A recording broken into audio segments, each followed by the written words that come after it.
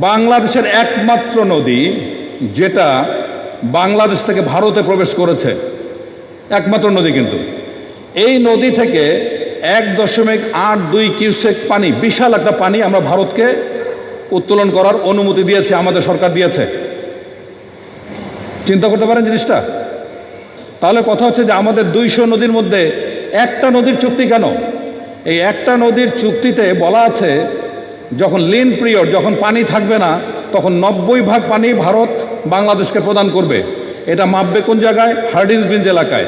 আর ওদিকে মাপবে হচ্ছে ফারাক্কায়। ঠিকই 90% পানি আমাদেরকে দেয় ভারত। বাকি 198টা নদী, আচ্ছা ঠিক আছে, এটা নয় ভারত করতেই পারে। তা আমাদের দেশের রাজনীতিবিদরা স্বাধীনতার পর এই প্রসঙ্গ নিয়ে কেউই কোনো কথা বলে নাই। অবাক কাণ্ড। আমরা জাতীয় স্বার্থ বুঝি না, আমাদের অধিকার আমরা বুঝি না, আদায় করব কিভাবে?